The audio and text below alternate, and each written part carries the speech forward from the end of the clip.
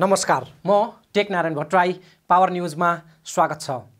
प्रधानमन्त्री केपी शर्मा ओली र राष्ट्रपति विद्यादेवी भण्डारीको आलोचना यति बेला चुलिएको छ। नागरिकता अध्यादेशपछि त झन् विरोध र प्रतिक्रियाको बाढी नै चलेको छ। एकातिर चर्को विरोध र अपमान, अर्कोतर्फ अदालतमा विपक्षी गठबन्धनको रिट। के यस अघि जस्तै संसद विघटन र चुनाव घोषणालाई अदालतले खारेज गरिदेला? त्यसमाथि प्रधानमन्त्रीको पद समेत ओलीले गुमाउनु पर्ने त होइन? यति बेला यस्तै प्रश्न र आकलनहरू चलिरहेका छन्। नागरिकता अध्यादेश कुन स्वार्थ र कसको इसारामा आयो र यसको परिणाम अब के होला भन्ने चासो र चर्चा पनि उत्तिकै छ र शङ्का र भ्रमहरू पनि यति बेला चुलिएको छ। विपक्षी गठबन्धनका 146 जना सांसदहरूले संसद पुनर्स्थापना गर्न र नेपाली काङ्ग्रेसका सभापति शेरबहादुर देउवालाई प्रधानमन्त्री नियुक्ति गर्न माग गर्दै सर्वोच्च अदालतमा रिट दायर गरेका छन्। 146 जना सदस्यले अथवा प्रतिनिधि सभाको बहुमत भन्दा बढी सदस्यले सम्मानित सर्वोच्च अदालतमा आफै उपस्थित भएर अहिले मुद्दा दायर गर्नु भएको छ। संख्यालाई आधार मान्ने हो भने शेरबहादुर देउवा प्रधानमन्त्री बन्नका लागि गणित पुगेको छ र त्यो संख्या लिएर 5 जना पूर्व प्रधानमन्त्रीहरू शेरबहादुर देउवा, प्रचण्ड, माधव कुमार नेपाल, झलनाथ खनाल र बाबुराम भट्टराई सहितको टिम अदालत पुगेको छ। सर्वोच्च अदालतमा प्रधानमन्त्री र राष्ट्रपतिले गरेका ती संविधानका प्रावधान विपरीतका क्रियाकलापहरू, अलोकतान्त्रिक गतिविधि र निर्णयको विरुद्धमा हामीले सर्वोच्च अदालतमा रिट निवेदन दिने निर्णय गरे अनुरूप भर्खरै हाम्रो रिट निवेदन दर्ता भएको छ। प्रतिनिधि सभाका बहुसङ्ख्यक सदस्यहरू 146 जनाले हामीले त्यो रिट निवेदनमा हस्ताक्षर गरेर शनाखत गरेर सशरीर उपस्थित भएर हामीले त्यो निवेदन प्रस्तुत गरेका छौँ। शुक्रबार मध्यरातमा गरिएको संसद विघटन र मध्यावधि चुनावको घोषणा असंवैधानिक रहेको र विपक्षी गठबन्धनले धारा 76 को 5 अनुसार गरेको प्रधानमन्त्रीमा देउवाको दाबी वैधानिक रहेको भन्दै सांसदहरूको हस्ताक्षरसहित अदालतमा रिट दायर भएको छ। रिटमा 3 वटा माग गरिएका छन्। 1. संसद विघटन गर्न सिफारिस गर्ने मन्त्री परिषदको निर्णय खारेज। 2. संसद अधिवेशनको मिति तोक्नुपर्ने र 3. संविधानको धारा 76(5) अनुसार शेरबहादुर देउवालाई प्रधानमन्त्री नियुक्त गर्न परमादेश। दर्शकवृन्द, लाखौं भारतीयले नागरिकता पाउँछन्, त्यसैले यो प्रावधान हुँदै हुँदैन, मैले मान्दिनँ भनेर त्यो बेला अडान लिएका र वाही पाएका र राष्ट्रवादी कहलिएका केपी शर्मा ओलीले उही प्रावधान आफ्नो सत्ता स्वार्थका लागि स्वीकार गरेका छन्। एमाले यो संविधान संशोधनको प्रस्ताव कुनै हालतमा पास हुन दिँदैन। संविधान संशोधनको यो प्रस्ताव पहाड र तराईका बीचमा द्वन्द्व लगाउने प्रस्ताव हो। 3 वर्षसम्म उनै ओलीले रोकेको कारण कानुन बन्न नसकेको नागरिकता जस्तो गम्भीर विषयलाई ओलीले सत्ताको सौदाबाजीमा बलि चढाएका छन्। ओलीले यस अगाडि भाषणमा भनेका थिए, नागरिकता भनेको राजा रानीको जन्मोत्सवमा चकलेट बाँडे जस्तो बाँड्ने चिज होइन। तर अहिले उनै ओलीले 7 वर्षे प्रावधान हटाएर नागरिकता बाँड्ने भएका छन्। त्यो 7 वर्षे प्रावधान निकै चर्चित र विवादित छ। त्यो के हो भन्ने बारेमा हामीले विस्तृत रूपमा त्यसमा जानेछौँ। संविधानका एकजना जानकारका अनुसार चुनाव अगाडि नै मधेसमा नयाँ प्रावधान अनुसार धमाधम नागरिकता वितरण हुनेवाला छ। एक हातले नागरिकता लिने, अर्को हातले भोट दिने डिजाइनमा यो सबै भएको हो।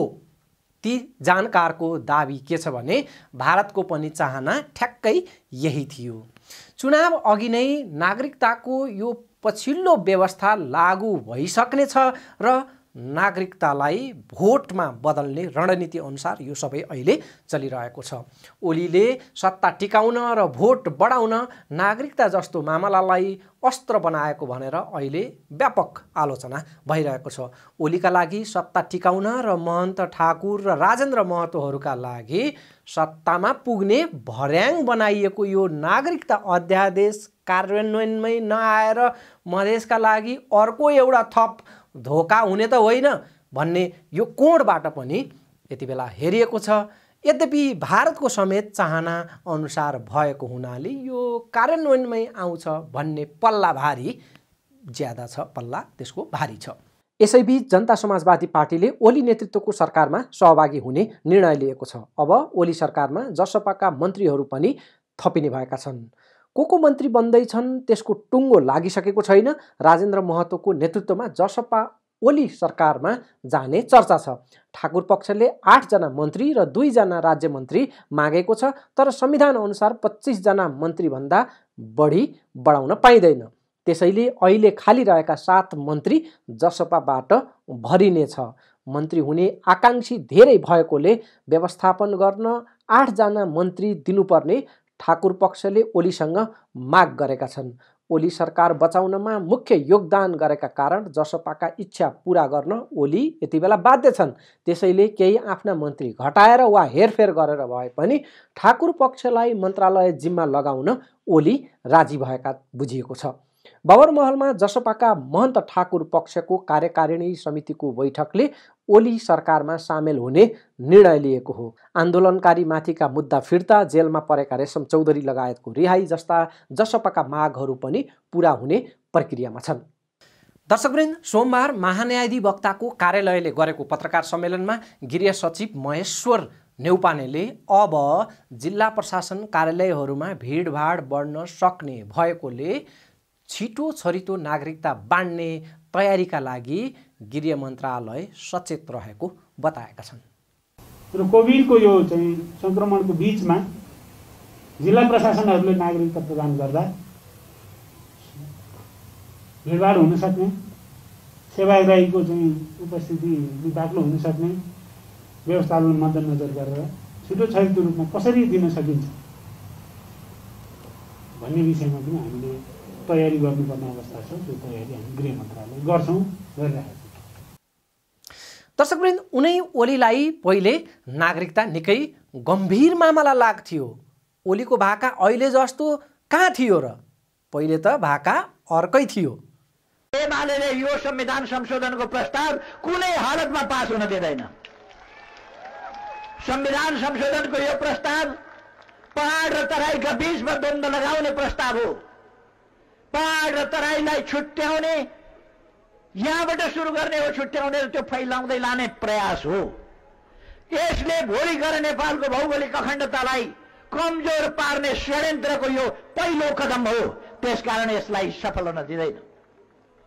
नागरिकताको सवाल, नागरिकता नेपालीले पाउनुपर्छ। उहिले रानीको जन्मदिवसमा केटाकेटीलाई भेला गरेर स्कुलमा चकलेट बाँडिन्थ्यो। नागरिकता चकलेट होइन, बोर्डरमा बसेर आउने जतिलाई दिँदै जाने। हरेक नेपाली जनतालाई नागरिकता दिनुपर्छ। सरकारले दिन्छ र दिनेछ नागरिकता, कुनै समस्या छैन। वैवाहिक अङ्गीकृतलाई भारतमा 7 वर्ष यता नागरिकता मिल्दैन। हामी आउने बित्तिकै उसैलाई नागरिकता दिन्छौँ। तर मन्त्री हुन 5 वर्ष पर्खिनुपर्छ। मधेसी मोर्चाको यत्रो लडाको केमा छ भने हामीले उताबाट ल्याएका बुहारीहरूले 5 वर्ष किन पर्खिने, बिहे गरेका भोलिपल्ट मन्त्री बनाउन पाउनुपर्छ भन्ने। अहिले पनि 12-13 जना बुहारीहरू सांसद हुनुहुन्छ। एउटी बुहारी मन्त्री हुनुहुन्छ। नेपाली कांग्रेसको नेतै हुनुहुन्छ। ज्वाइँहरूको त कुरै नगरौँ, भरमारै छ। अब यति त भयो, तर नेपालीले हुनै नपाउने उतैबाट ल्याउनु पर्ने माग यस्तो के हो यो? त्यसकारण यो पनि ठिक छैन, यो स्वीकार्न सकिँदैन।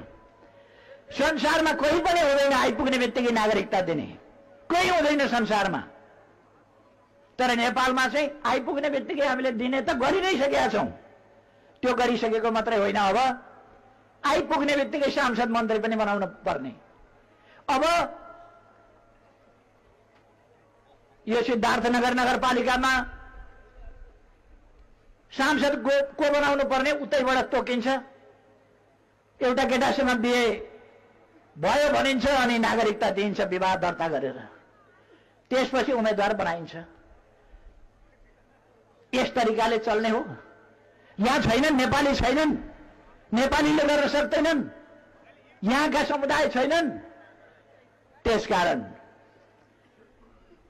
हामी कुनै पनि कुरामा भ्रममा पर्नु हुँदैन। हिजो ओलीको बोली यो प्रकारको थियो, जबकि 2/3 मत उनैसँग थियो। संसदबाट सजिलै प्रक्रिया पूरा गरेर यो काम जुन अहिले अध्यादेश मार्फत भएको छ त्यो त्यति बेला नै गर्न सकिन्थ्यो। तर त्यो बेला ओलीलाई सत्ता सङ्कट थिएन। उनलाई लाग्यो भारतको उक्साहटमा मधेसवादी दलहरूले नागरिकताको यो सबै प्रपञ्च गरिरहेका छन्। उनलाई उति बेला यस्तो लागेको थियो। त्यसैले ओली आफैले मधेसको मागलाई तगारो हाले। तर अहिले उनै ओली मेरो सत्ता बच्नु पर्यो, त्यसका लागि जे पनि मन्जुर गर्ने व्यवहारमा उत्रिएका छन् र यसलाई ओलीको नक्कली राष्ट्रवाद भनेर यति बेला निकै आलोचना गरिएको छ। नेपालीसँग विवाह गरेकी विदेशी महिलाले निरन्तर 7 वर्षसम्म नेपालमा बसेपछि मात्रै अङ्गीकृत नागरिकता पाउने प्रावधानमा ओलीको 3 वर्षदेखि चट्टानी अडान थियो। दर्शकवृन्द, यसलाई हेक्का राख्नुहोला। 7 वर्ष नेपालमा बसेपछि मात्रै विदेशी महिलाले नागरिकता पाउने त्यही प्रावधान अहिले उनै ओलीले हटाइदिएका छन्। राज्य व्यवस्था समितिमा घमासान छलफल र विवाद हुँदा ओलीले नेकपा सचिवालयबाट आफ्ना सांसदहरूलाई निर्देशन दिएर 7 वर्षको आफूहरूको अडान नछाड्न आदेश दिएका थिए। त्यही आदेश अनुसार 7 वर्षे प्रावधान राखेरै नागरिकता विधेयक समितिबाट पारित भएको थियो।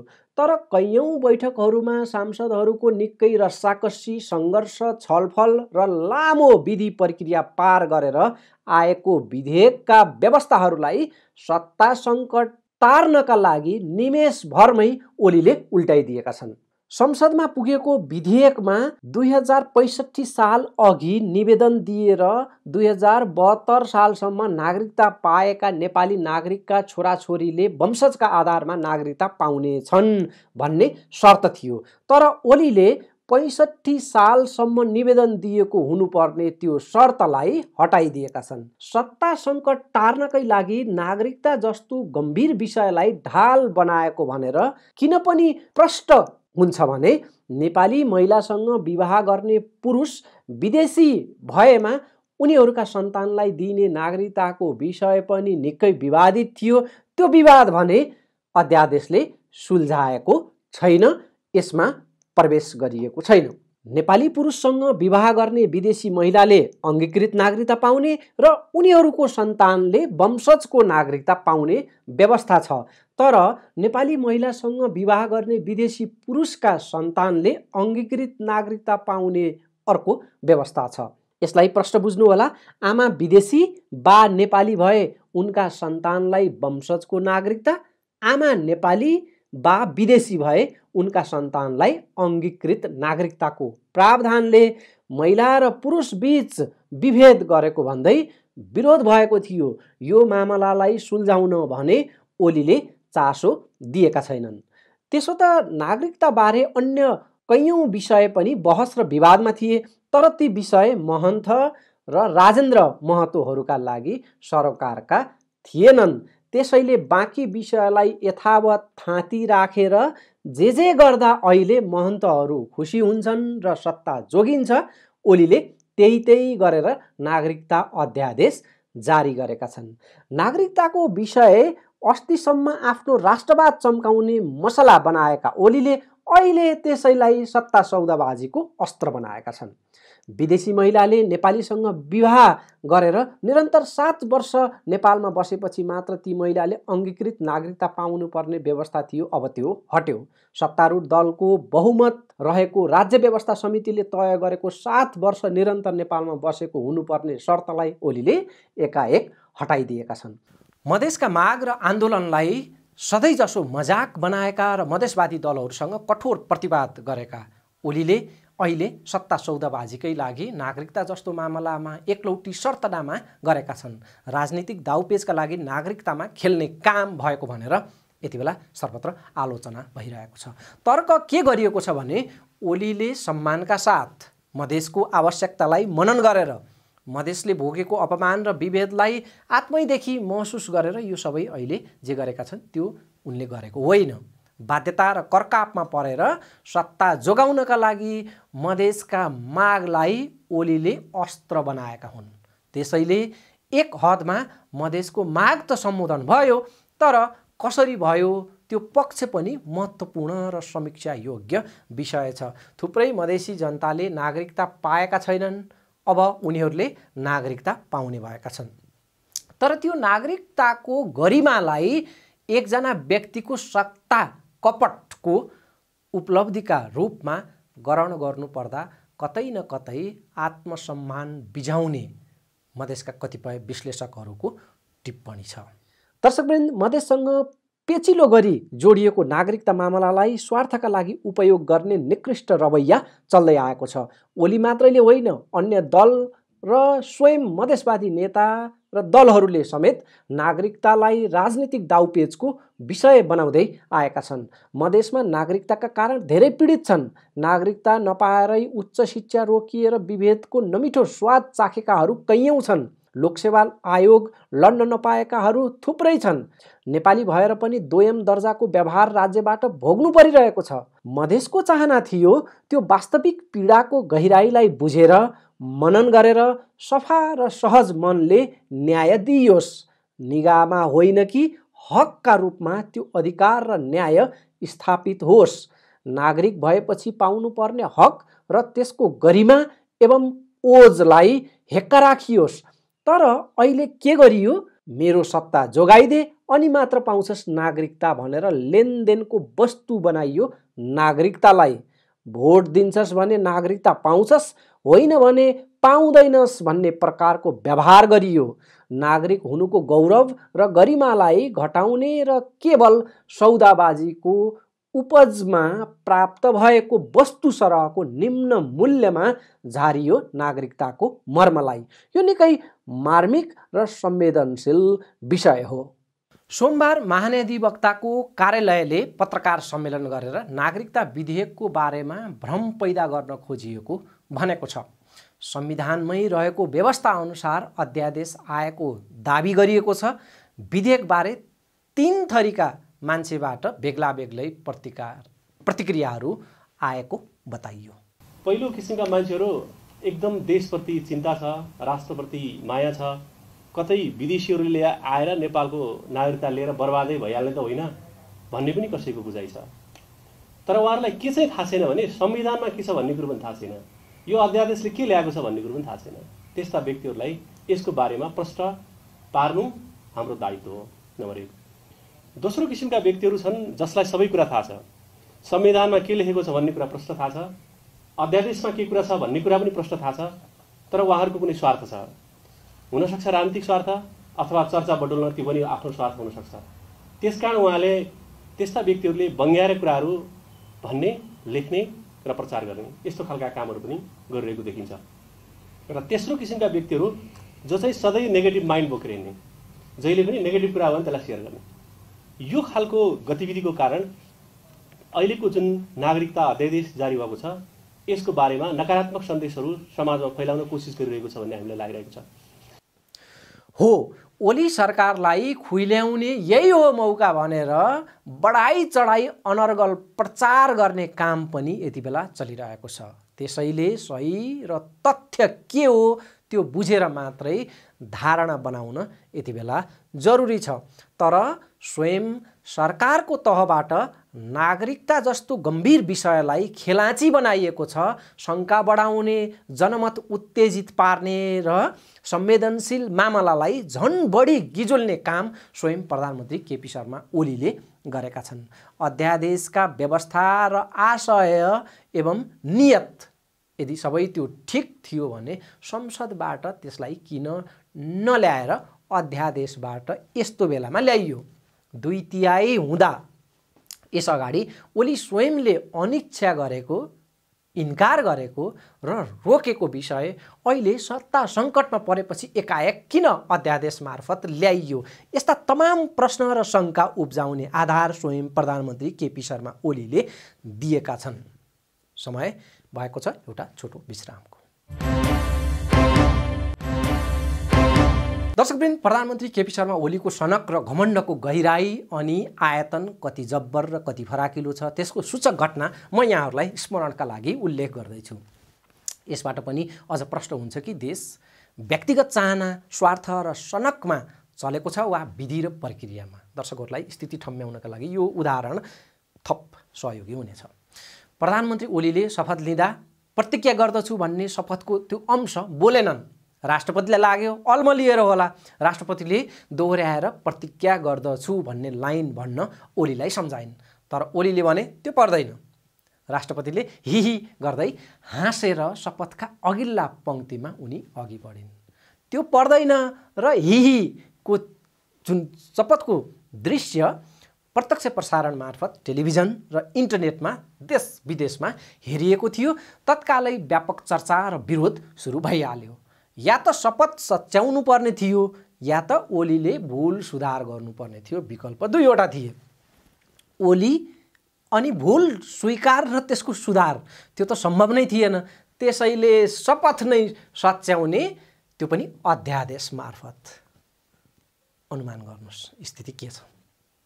सिङ्गो मधेस एक स्वरमा बोल्दा, आन्दोलन गर्दा व्यवस्था गरिएका मागहरू अहिले आएर सत्ता जोगाउनकै लागि भट्टाभट पुरा गरिएको छ। ती मागहरूलाई विश्लेषकहरूले भारतको चाहनामा महन्त र राजेन्द्रहरूसँग ओलीको हिमचिम र सहकार्य यति बेला चलेको बताउँछन्। अन्यथा दुई अलग ध्रुवका उनीहरूबीच सहकार्य सम्भव थिएन। मधेसका उनै नेता र उनीहरूको आन्दोलन अनि मागहरूप्रति आगो ओकल्ने ओलीको यो तहको अहिलेको गठजोडको रसायन भारत नै रहेको दाबीहरू गरिएका छन् र त्यो प्रकारले व्यापक अहिले सामाजिक सञ्जालदेखि मिडियाहरूमा टीका टिप्पणीहरू भइरहेका छन्। यही नतिजाका लागि पछिल्ला दिनमा भारतीय दूतावासको सक्रियता बढेको पनि जानकारहरूले बताइरहेका छन्। नागरिकता जस्तो विषयलाई बार्गेनिङ र सत्ता साझेदारीको अस्त्र बनाइएको उनीहरूको भनाइ छ। कामचलाउ सरकारले अध्यादेशबाट दूरगामी महत्त्वका निर्णय लिन नमिल्ने मान्यता छ। मुलुकलाई साह्रै अप्ठ्यारो परेको बेलामा चाहिने कानुन बनाउन र बाधा अड्काउ फुकाउन मात्रै प्रयोग हुने अध्यादेश प्रधानमन्त्रीको निजी स्वार्थका लागि प्रयोग यति बेला भएको छ भनेर आलोचना छ। तर नागरिकता जस्तो संवेदनशील विषयलाई ओलीले आफ्नो सत्ता स्वार्थका लागि उपयोग अहिले गरिरहेका छन्। नागरिकता अध्यादेश आएपछि पहिले भएको व्यवस्थामा के अन्तर हुन्छ? महान्यायाधिवक्ताको कार्यालयले सोमबार गरेको पत्रकार सम्मेलनमा त्यसबारे बताइएको छ। नेपालमा यो संविधान जारी हुनु अघिल्ला दिनसम्म 3 किसिमका नागरिक थिए। एउटा वंशजको आधारमा नागरिकता प्राप्त नागरिक, दोस्रो जन्मको आधारमा नागरिक भएका नागरिक र तेस्रो अङ्गीकृत नागरिक। 3 किसिमबाट नागरिकता प्राप्त हुन्थ्यो। अहिलेको संविधानले जम्मा 2 किसिमको नागरिकताको व्यवस्था गरिदियो। एउटा अङ्गीकृत, अर्को वंशज। अब 2063 सालमा संविधान जारी भए पछाडि अहिलेको संविधान जारी हुनुको बीचमा जसले जन्मको आधारमा नागरिकता लिए ती व्यक्तिहरूका सन्तानले कस्तो नागरिकता प्राप्त गर्ने भन्ने कुरो मात्रै यसले एड्रेस गर्दैछ। यसमा भएको व्यवस्था त्यो। त्यस अन्तर्गत हेर्नुहुन्छ भन्दाखेरि जम्मा देशभरिमा जन्मको आधारमा नागरिकता प्राप्त गर्ने नेपालीहरूको संख्या 77 जिल्लाबाट प्राप्त सूची हेर्ने हो भने 1,90,726 जना हुनुहुन्छ। दर्शकवृन्द, यहाँ उल्लेखनीय विषय के छ भने राष्ट्रिय प्रजातन्त्र पार्टीका अध्यक्ष तथा पूर्व उप प्रधानमन्त्री कमल थापाले प्रधानमन्त्री ओलीलाई चुनावको घोषणा गर्न आग्रह गरेका थिए।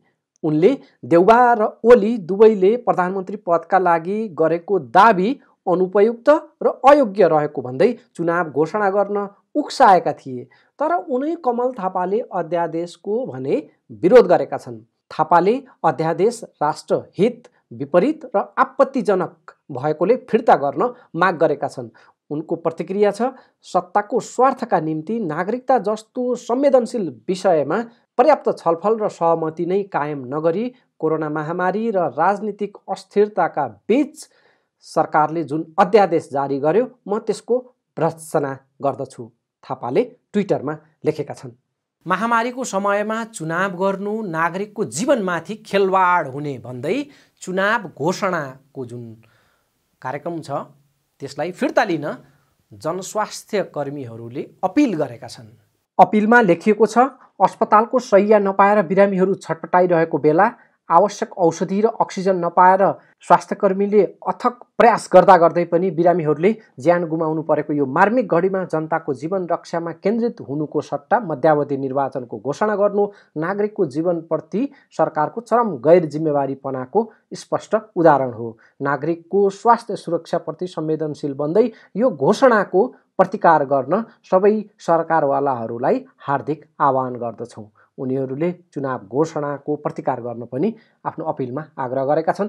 चुनावका नाममा ठुलो खर्च गर्ने तर कोरोनाबाट नागरिकलाई बचाउन बजेट नहुने स्थिति दुर्भाग्यपूर्ण हुने जनस्वास्थ्य कर्मीहरूको आशय रहेको छ। निर्वाचनको लामो प्रक्रिया आफैमा कोरोना सङ्क्रमणको माध्यम बनेर महामारीको भयावह स्थिति बन्न सक्ने जोखिम रहेको भन्दै जनस्वास्थ्य कर्मीहरूले अन्य देशहरूको उदाहरणबाट पनि सरकारले पाठ सिक्नुपर्ने र यो बेलामा चुनाव घोषणालाई स्थगन गर्नुपर्ने उनीहरूको माग छ। Doctor Sharadwant, doctor Mahesh Maske, doctor Badriraj Pandey, doctor Sujan Babu Maratha, doctor Aruna Upreti, doctor Samirmani Dixit, doctor Vinjwala Shrestha, doctor Rajendra Vishi र डाक्टर कृष्णमान शाक्यले संसद विघटन र मध्यावधि निर्वाचनको घोषणाले जनस्वास्थ्य कर्मीहरू चिन्तित र मर्माहत भएको उल्लेख गरेका छन्। भारतमा कोरोना व्यापक फैलिनुमा हालै भएका चुनावलाई विशेष कारण बताइएको छ र चुनाव आयोजना गर्नु अपराध बनिएको छ। मोदी सरकार र त्यहाँको चुनाव आयोगले मानवता विरोधी अपराध गरेको भनेर बहस र विरोधहरू अहिले चर्किरहेको छ हाम्रै छिमेकी भारतमा। जबकि भारतमा गरिएका ती चुनाव नेपालको जस्तो सनकका भरमा घोषणा गरिएको थिएन। त्यहाँको चुनाव नियमित कार्यतालिका अनुसार र पूर्व घोषित चुनावहरू थिए। ती चुनाव सम्पन्न गर्नु सरकारको र चुनाव आयोगको कर्तव्य जस्तै मानिन्छ। तर पनि त्यो चुनावलाई सार्नु पर्थ्यो र महामारीलाई हल्कामा लिनु अपराध सरह हो भन्दै सरकार र चुनाव आयोगका विरुद्ध मुद्दा दायर भएको छ। व्यापक विरोधहरू त्यहाँ चर्किएका छन् हाम्रै छिमेकमा भारतमा। ताजा घटना, भारतमा चुनावका लागि खटिएका सयौंको सङ्ख्यामा शिक्षक, कर्मचारी र सुरक्षाकर्मीहरूको मृत्यु भएको आँकडाहरू अहिले आइरहेका छन् र त्यसमा व्यापक बहस भइरहेको छ। मतदानमा सहभागीहरू, चुनावी सभा र र्यालीहरूमा सहभागी भएकाहरूको मृत्युको आँकडाको त कुनै हिसाब नै छैन। छिमेकमै यस्तो अवस्था जान्दा जान्दै महामारीको बेलामा नेपालमा चुनावका लागि जुन हट देखिएको छ त्यसले नागरिक मरुन परवाह छैन, तर सत्ता जसरी हुन्छ चाहियो भन्ने मनोदशालाई यसले पुष्टि गरेको छ। राज्यको अर्बौं ढुकुटी खर्च गरेर भएको चुनावको 3 वर्ष मात्रै बितेको छ। 5 वर्षका लागि चयन भएको संसदलाई भङ्ग गरेर यस्तो बेलामा फेरि अर्बौं खर्च गरेर चुनाव गर्ने घोषणालाई चरम असंवेदनशीलताको नमुना भन्नु नै उपयुक्त हुनेछ। महामारीले जर्जर बनेको देशको अर्थतन्त्र चुनावका कारणले झनै डामाडोल हुनेछ। अर्थव्यवस्था चुनावले झनै थिलो पार्नेछ। महामारीकै बीचमा अमेरिकामा पनि चुनाव भएको दाबी गर्दै प्रधानमन्त्री ओलीले यस अघि तोकिएकै मितिमा चुनाव भइसक्थ्यो भन्न समेत भ्याएका छन्। कल्पना गर्नुहोस्, वैशाख 17 र 27मा यदि चुनाव हुन्थ्यो भने देशको हालत अझ कस्तो हुन्थ्यो होला। गएको झन्डै 1 महिना यता लकडाउन छ, तैपनि दैनिक 200 भन्दा बढीको मृत्यु भइरहेको छ। 9000 हाराहारीमा दैनिक सङ्क्रमित थपिएका छन्। अस्पताल शैय्या र अक्सिजन नपाएर नागरिकहरू मरिरहेका छन्। चुनाव होइन, लकडाउन र कडा पाबन्दी लगाइएको अवस्थामा त स्थिति यो छ। त्यसमाथि चुनाव नै यदि हुन्थ्यो भने स्थिति के हुन्थ्यो होला। कति सभा, र्याली, आवागमन, जमघट र भिडन्तहरू हुन्थे र त्यसले सङ्क्रमणलाई कति मलजल गर्थ्यो होला। तर देशको प्रधानमन्त्री के भन्दैछन् भने चुनाव त अमेरिकामा पनि भएकै थियो, हाम्रोमा पनि भइहाल्थ्यो नि। प्रधानमन्त्रीले कोरोना महामारीका लागि विश्वका कुनै पनि देश तयार थिएनन्, नेपाल पनि तयार हुने त कुरै भएन भन्दै महामारीमा स्थिति सहज नहुने तर्क गर्दै आफ्नो बचाउ गर्दै आएका छन्। यो तर्क एक हदमा ठिक छ। महामारीको क्षति आकलन गर्न मुस्किल छ। कोरोना महामारीका लागि विश्वका कुनै पनि देश पहिले नै तयार अवस्थामा थिएन, किनभने त्यो पूर्व जानकारी थिएन। तर महामारी नियन्त्रणमा अन्य देशहरूले गरेका तत्क्षणका प्रयास र नतिजाहरूसँग नेपालको प्रयास र नतिजालाई दाँज्ने र जनतालाई बताउने हिम्मत भने हाम्रा प्रधानमन्त्रीले गर्दैनन्। हो, प्रधानमन्त्रीले भने जस्तो अमेरिका र चीन पनि महामारीका लागि पूर्व तयारी हालतमा थिएनन्। तर प्रधानमन्त्रीलाई थाहै होला कि ती देशमा, चीनमा, अमेरिकामा नेपालमा जस्तो 1 वर्ष बितिसक्दा पनि अस्पतालमा शय्या नपाइने, अक्सिजन हाहाकार हुने र उपचार नै नपाएर नागरिकहरू मर्ने स्थिति थिएन, छैन। चीनको वुहानमा संक्रमण भेटिएको केही सातामै चीनले रातारात हजारौं क्षमताका अस्पताल भवनहरू बनाएको समाचार विश्वभरि छाएकै थियो। चीनमा यस्तो चुस्त प्रतिरक्षाका तयारीका कामहरू गरियो कि संक्रमणसँग लड्न आवश्यकताभन्दा अधिकतम तयारी भएको पछि त्यहाँ महसुस भयो। केही सातामै बनाइएका ती अस्पताल संरचनाहरू कतिपय त प्रयोगमै आएनन्। अमेरिकामा जल सेनाका जहाजहरूलाई नै अस्पतालमा परिणत गरिएको थियो र तैनाथ स्ट्यान्ड बाई राखिएको थियो। अस्पतालहरू भरिएछन् यदि भने जहाजमा उपचारको प्रबन्ध मिलाइएको थियो र त्यो व्यवस्था त्यहाँ गरिएको थियो। तर त्यसको प्रयोग गर्नु परेन। दर्शकवृन्द, चीन र अमेरिकासँग नेपाल दाँज्न यो जुन दुस्साहस किन पनि हामीले गर्नु पर्यो भने हाम्रा प्रधानमन्त्री ओलीले बारम्बार महामारीका लागि अमेरिका र चीन समेत तयार थिएनन् भन्दै आफ्नो बचाउ गरेका छन्। त्यसैले प्रधानमन्त्रीको तर्कले पैदा गरेको भ्रममा स्पष्ट हुनु जरुरी छ यति बेला। हस् त, अर्को अङ्कमा भेटौँला। बिदा पाऊँ। नमस्कार।